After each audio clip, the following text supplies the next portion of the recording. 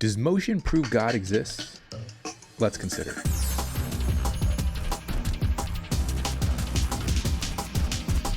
Hello, philosophers. I'm Chico. Welcome to the Philosopher Channel summary of the Summa Theologica. Today we're looking at probably the biggest article in the entire work. This is part 1, question 2, article 3, whether God exists. The article is long and it presents 5 ways that the statement God exists can be proven to be true, and 2 objections.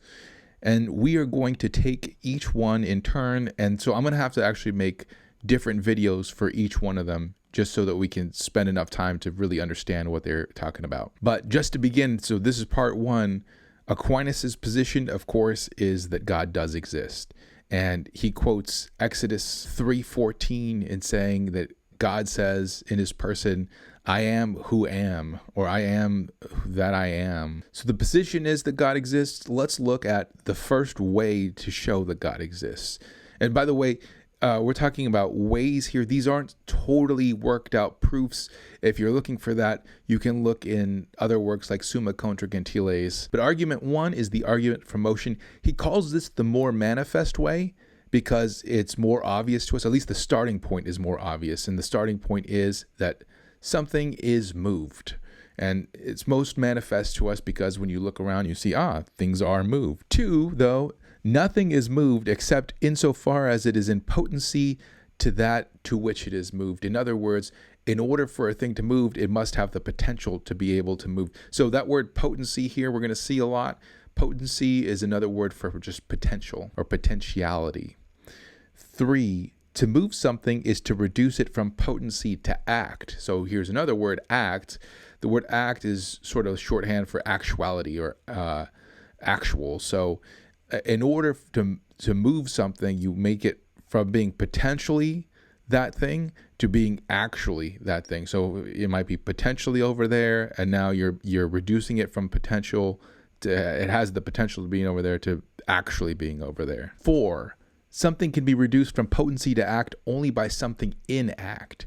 So in order to do this, right, in order to actually reduce something from potency to act, you have to be in act yourself. You have to be actual, right? A thing that is non-actual cannot do anything. So it, of course, can't reduce something from potency to act. 5, so a thing moves something only insofar as it is in actuality. You have to be in actuality to actually move something. Now, interestingly, the example he gives here is not about local motion. Local motion means moving from one place to another, location motion, right? Here he gives an example of alteration, a different kind of change. So he says, just like fire being hot is actually hot, right? And wood is potentially hot. The fire being actually hot has to cause the wood that's potentially hot to be actually hot. So a couple of things about this example. First of all, this is what's known as the principle of proportionate causality. You can't give what you don't got.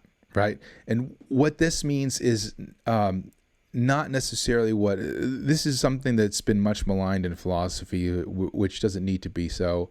The idea is that in order for you to bring something about, you have to either have that thing yourself formally or have it virtually, or Edward Fazer has a great example of this. He says, and also eminently is another possibility.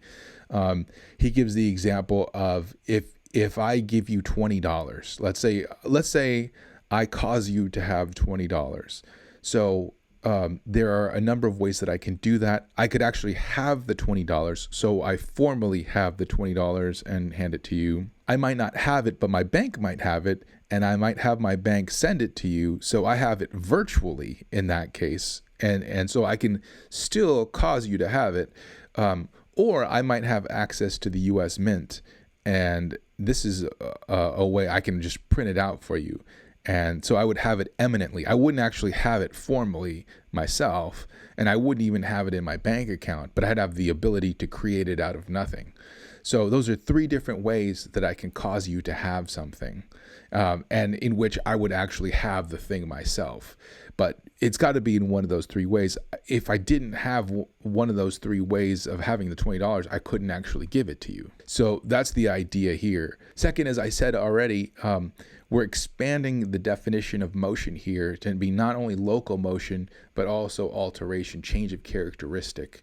And that is something that will sort of open up this argument to be able to encompass different kinds of change and not just local motion. Okay, number 6. A thing can't be in actuality and potentiality at the same time and in the same respect. And he gives the example here: if something is actually hot, it can't also be potentially hot at the same time. It can be potentially cold, but it couldn't be potentially hot at the same time that it's actually hot. So if you can't be both potential and actual at the same time, then he concludes that you can't move yourself. So 7, a thing can't move itself. And that's, again, because in order to move something, you have to be in act, and that thing has to be in potency.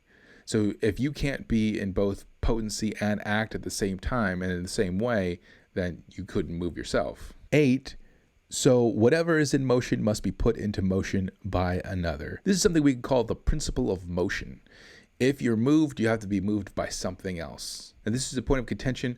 I'll reserve the objections to the end of the video because there are plenty. And those are really the big objections to this argument. But that's the conclusion sort of the first part of this argument. So let's start the second part of the argument. 9, if that by which something is moved is itself moved, then this also must be moved by another, and that by another again, etc. So, in other words, if in order to move something, I must also be myself moved, then I've got to be moved by something else, right? And if that thing, in order to move me, has got to be moved itself, then it's got to be moved by something else, and so on and so forth. So 10, if this chain went to infinity, then there would be no first mover.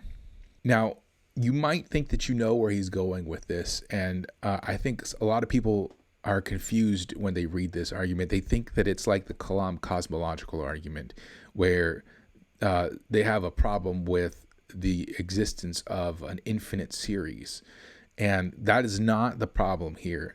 Aquinas is not really going after that. In fact, he actually believes that there could be an infinite amount of time before today. He thinks that there could be a beginningless past. So that's not what he's going after. Actually, what he is talking about here by no first mover is no thing to introduce motion into the whole chain. So let's say I had, for example, a bunch of balls that were moving each other, right? So I have one ball here and it gets moved because another ball hits it, right? But that ball only moves and hits it because another ball hit it, and so on and so forth. So if all we had were an infinite amount of these balls, there would be nothing to introduce the movement into the chain. That's what he's really getting after. So 11, subsequent movers move only inasmuch as they are moved by the first mover. None of those balls are going to move unless they first have motion introduced into the chain by some first mover. They need to be moved in order to move something else, but if all you have is a chain of things that need to be moved first, then no first mover to introduce the movement into the chain, then nothing's getting moved. Aquinas instead gives the example of a staff and it needs to be moved by a hand. 12. So if there is no first mover, then there would be no other movers. If you don't have a hand moving one of the balls, then none of the balls get moved. 13. So it is necessary to arrive at a first mover put in motion by no other. In other words, it is not moved itself, so it doesn't need something else to move it. And 14, this everyone understands to be God. So there is the argument from motion, and of course we said that we would get back to that principle of motion. Is it the case that in order for a thing to move, it must be moved by another thing. So the first thing you might think, and this was something that was actually brought up even in Aquinas' century, is what about human volition, right? Don't we move ourselves? Look, didn't I just move myself? I didn't require another mover. So isn't that a counterexample to Aquinas' argument here? He responds to this in the first part of the second part of the Summa Theologica, question 9. Really, to get an understanding of what he's talking about, you have to have a good knowledge of Thomistic psychology, which is not easy. It's really complicated. So psychology not meaning, by the way, tell me about your mother, but psychology meaning how does the soul work? The soul in Thomism is the animating principle of the body, right? So it's part of what you are, and it's what makes the body actually alive. And the soul has different powers. Two of the powers are the will and the intellect. And so you kind of maybe guess what the will and the intellect do. So I'm not going to go far into explaining it, because we eventually will get to those powers, and we'll explain it a lot better. But how is it that we move?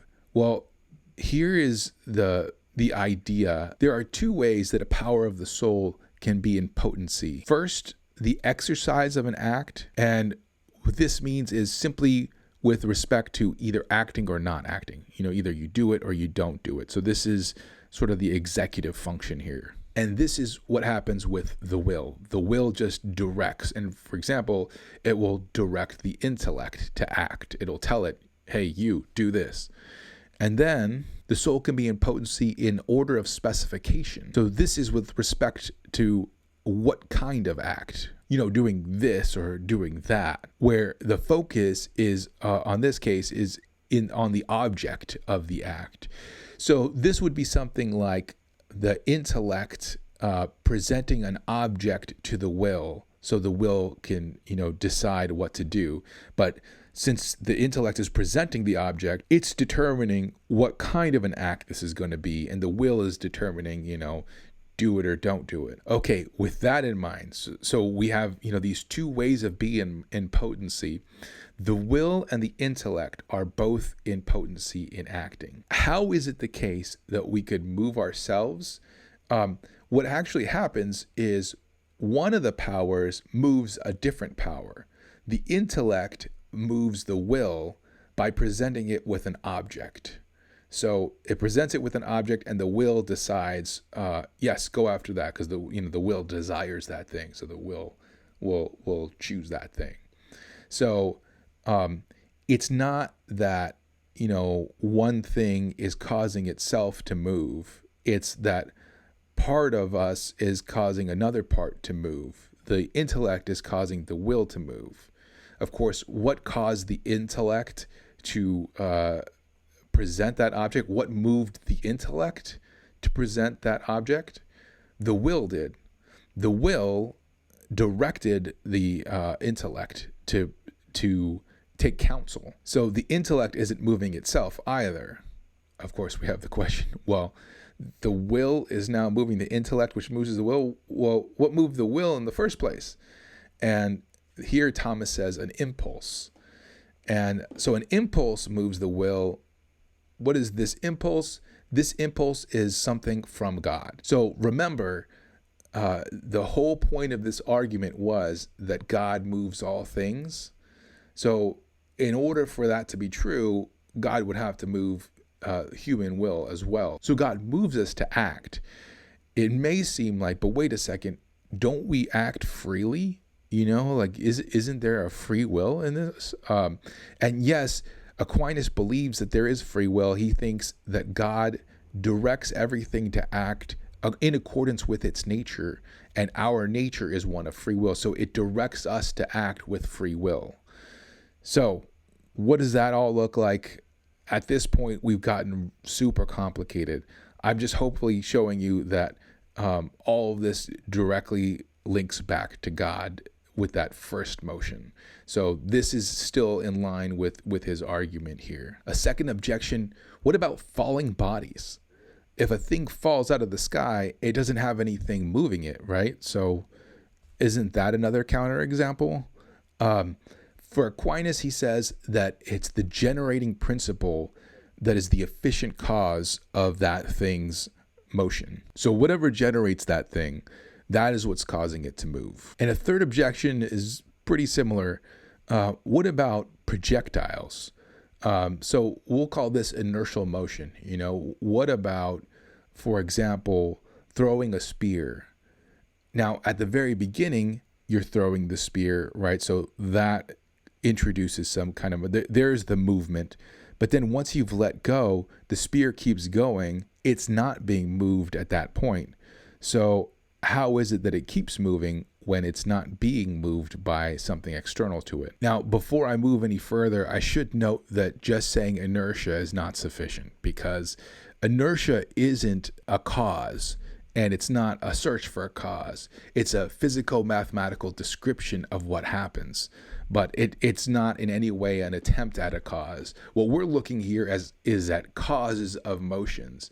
So inertia, in being what it is, in just being a physico-mathematical description, can't give us any kind of cause. It's just not the kind of a thing that could. But it is the case that the motion of the projectile still needs to be accounted for. So how would we do so? For Aristotle and Aquinas following him, they theorize that it's the case that the person throwing the spear communicates the power to move that thing to the air around the spear. And now that is an answer that nobody believes. So we can't really accept that answer. But there are some other possible answers we can give. First one, we could take motion to be, in this case, like a uniform motion. We could take it to be something like a state, just like a state of rest is a state. So we can say that it's not the uniform motion that needs something to move it. It's when there's a change in that motion that we need something to move it. Or we could also point to the fact that there was that person at the beginning throwing the spear. So there is an efficient cause to this. It's that introduction to the local motion that was introduced at the very beginning, and that's sufficient. A very Thomistic answer that was not Thomas's answer, but still one that he likely would approve of, is that of an impetus. So what we could say is that a transitory power was communicated to the projectile by the efficient cause of the motion. And that is the instrumental cause of the motion of the projectile. And again, this would not be contrary to inertia, right? Positing this would not be contrary to inertia, because inertia is just a physical-mathematical description of what's happening. It's not a description of causes. But if all else fails and you don't like any of those answers, what you could do is just go back to the very beginning, and rather than start with local motion, start with alteration. Start with that example that he gave of heat being passed from fire to the wood. And that should be sufficient. So that the argument will work that way instead, if that's what you want. So that's it for the first way. Please let me know if you have any questions, and please stick around for way 2, and I will see you in that video. Adios.